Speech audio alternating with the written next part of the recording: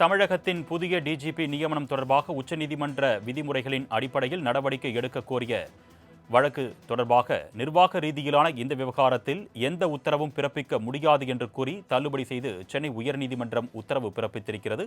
அது தொடர்பான அண்மை செய்தியை நாம் பார்த்துக் கொண்டிருக்கிறோம்.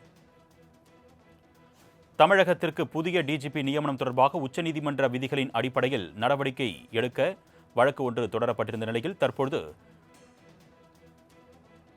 அது தொடர்பாக எந்த முடிவும் எடுக்க முடியாது என்று மனு தள்ளுபடி செய்யப்பட்டிருக்கிறது. அண்மை செய்தியாக நாம் பார்த்துக் கொண்டிருக்கிறோம். கூடுதல் விவரங்களை செய்தியாளர் கிருஷ்ணமூர்த்தி வழங்க நாம் கேட்கலாம். வணக்கம் கிருஷ்ணமூர்த்தி, இந்த வழக்கு தொடர்பான கூடுதல் விவரங்கள் சொல்லுங்க. வணக்கம். தமிழக டிஜிபியாக பதவி வகிக்கும் சங்கர் ஜிவால் வருகிற ஆகஸ்ட் 31ஆம் தேதி பணி ஓய்வு பெறுகிறார்.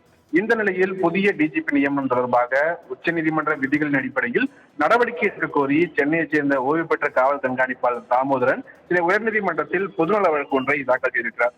அந்த மனுவில் டிஜிபி நியமனம் தொடர்பாக உச்சநீதிமன்றம் பல்வேறு விதிமுறைகளை வகுத்துள்ளது என்றும் அதன்படி 30 ஆண்டுகள் பணியில் உள்ள அதிகாரிகளின் பட்டியலை டிஜிபி ஓய்வு பெறுவதற்கு 6 மாதங்களுக்கு முன்பாக மத்திய அரசு பணியாளர் தேர்வாணையத்திற்கு அனுப்ப வேண்டும் என்றும் மத்திய அரசு பணியாளர் தேர்வாணையத்தின் குழு இந்த பட்டியலை ஆய்வு செய்து தகுதியான 3 பேரின் பெயர்களை மாநில அரசுக்கு பரிந்துரைக்க வேண்டும். அந்த 3 அதிகாரிகளில் ஒருவரை அரசு நியமிக்க வேண்டும் எனவும், ஆனால் தகுதி வாய்ந்த 8 அதிகாரிகள் உள்ள நிலையில் மாநில அரசு இதுவரை எந்த ஒரு நடவடிக்கையும் எடுக்கப்படவில்லை என்று அந்த மனுவில் அவர் கூறியிருக்கிறார்.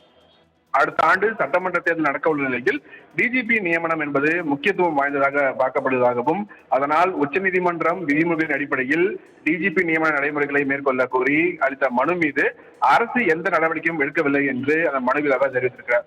இந்த வழக்கை விசாரித்த தலைமை நீதிபதி MMC வத்சவா மற்றும் நீதிபதி சுந்தரமோகன் அடங்கிய அமர்வு தற்போதைய டிஜிபி ஆகஸ்ட் 31 தான் ஓய்வு பெற உள்ளார் என்றும், நிர்வாக ரீதியிலான இந்த விவகாரத்தில் எந்த ஒரு உத்தரவும் புதிய டிஜிபி நியமனம் உச்சநீதிமன்ற விதிகளுக்கு முரணாக இருந்தால் அதை எதிர்த்து மனுதாரர் வழக்கு தொடரலாம் என்றும், தற்போது இந்த வழக்கில் முன்கூட்டியே தாக்கல் செய்யப்பட்டுள்ளதாக கூறி இந்த மனுவை தள்ளுபடி செய்து தலைமை நீதிபதி அமர்வு உத்தரவிட்டிருக்கிறது.